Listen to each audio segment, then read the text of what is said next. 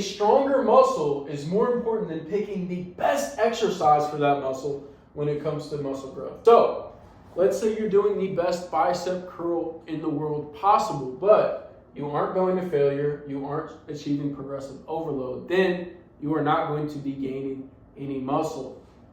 Because what stimulates muscle growth is taking your targeted muscle to failure and achieving progressive overload on that exercise. When you achieve progressive overload, that is your body saying, I have adapted to the training, my muscle has grown, and now I'm able to add more weight or do more reps on a specific weight. So this can be done with an exercise that isn't the best bicep exercise. Now, people may hear this and think, man, well, how can you do a bad exercise and still gain muscle? To be honest with you guys, it's really hard to find a bad exercise. If you're picking any sort of bicep curl, it's going to be a good exercise as long as you're doing a bicep curl. Whether your wrist is like that, whether it's like this, even if it's like that, that's not going to be the best if you have an overhand grip for biceps, but it's still going to grow your biceps, right? And even if you're doing it with a dumbbell, a barbell, or a cable, you're still going to see good results as long as you're doing a bicep curl, you're taking it close to failure, and you're achieving progressive overload. Now, there are better exercises than others, but if you're taking your bicep to failure with a bicep curl, no matter what the variation is, and you're achieving progressive overload, you're getting stronger, you will be gaining muscle. Now, if you have the perfect bicep exercise, let's say, it's a supported cable curl, the tension is at the bottom of the movement, or the most tension is at the bottom of the movement for the bicep, which is the perfect bicep exercise, right? And it is stable, but you're not achieving progressive overload. Maybe you're overtraining or you're undertraining. You're not going to see any bicep growth.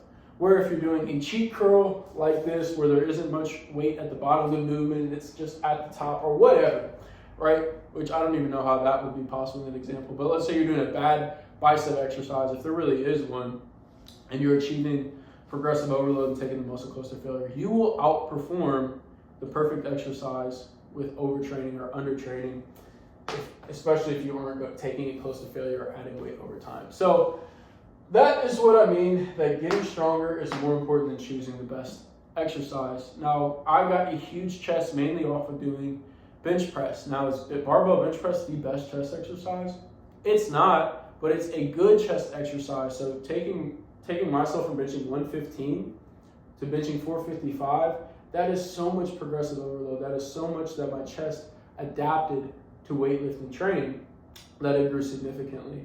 This is the same with the pull-up. The pull-up is a great back exercise, and I got a huge back. I grew really big lats off of mainly weighted pull-ups. Now I do other back exercise, and is my back still big? Yes, because I'm taking my lat close to failure, and I'm achieving progressive overload. That can be done with a lat pull down, a pull over, even certain types of cable rows. There's so many different ways, right? So as long as you're taking your targeted muscle to failure, and you're achieving progressive overload, or close to failure, and you're achieving progressive overload, your muscle is going to grow. Now that you understand that concept, you might think, how do I do this? So I'll go over the how, right?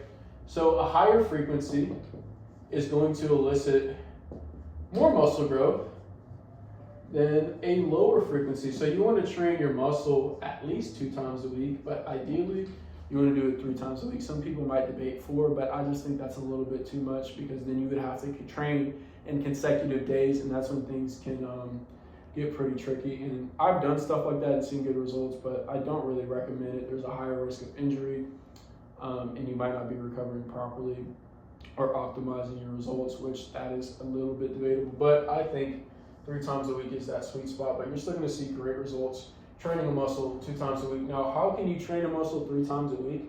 By doing full body training.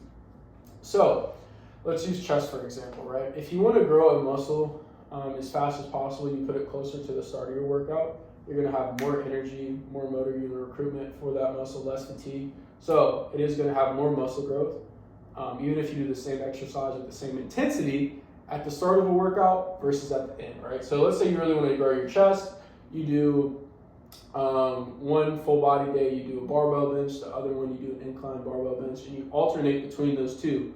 You just do 1 to 2 sets if you're training close to failure with 2+ minute rest. Put it at the start of the workout to elicit more muscle growth. Train it 3 times a week with 1 to 2 sets at the beginning of your workout. you're going to blow up your chest, you're going to get super strong. So whatever muscle you want to prioritize doing full body training, just put it closer to the start of the workout.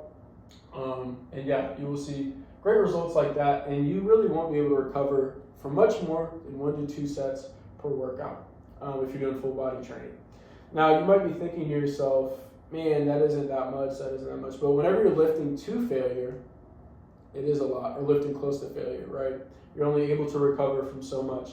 I used to think the most amount of work that I can do and recover from is the most that I'm going to grow. But that's simply not true. It's whatever is going to allow me to lift more weight and progress faster in the gym. That's what's going to elicit a better muscle growth and strength response. Not the most amount you can recover from, because the most amount you can recover from is just going to bring you actually back to baseline. So what you want to do is limit as much fatigue as possible while having the best growth response for muscle growth and strength, and that is going to get you the best results possible. And the science has shown the stronger a muscle is, the bigger it is as well, right? So there's pretty much a direct correlation with that. And guys, I guarantee if you go from curling 25s to 50s, you're going to see a huge difference in your bicep growth. If you go from benching 135 to 315, you're going to see a huge difference in your chest growth, right? There's no way you can bench 500 pounds and just be skinny.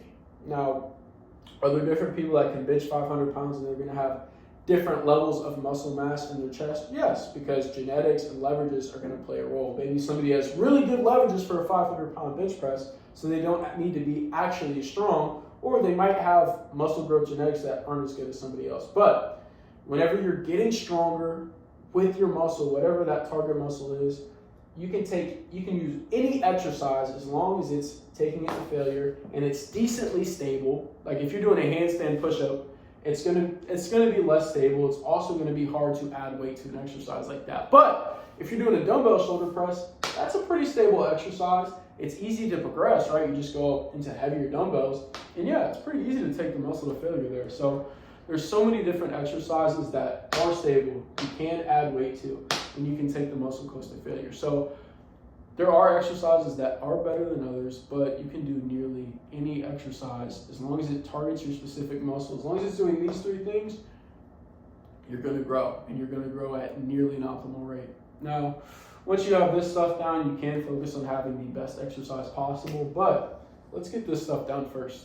If you guys have any more questions on how to grow a specific muscle, how to get the biggest muscle possible, even some fat loss and nutrition advice, DM me at William Major Richardson on my Instagram so I can answer questions there. I really can't on YouTube. You can only do so much in the comments, but we can have a real conversation in the DMs to help you get the best results possible. Guys, I've been doing this since I was 11 years old. I've been doing this for 13 years now, so I understand having questions. I learned everything brick by brick, studying, implementing it by myself, so I understand how frustrating it can be along the way whenever you don't know exactly what you're doing, or you have some questions, or you just want to get to the best results possible. Guys, I'm still learning. There's still things I'm learning, and I've came such a long way.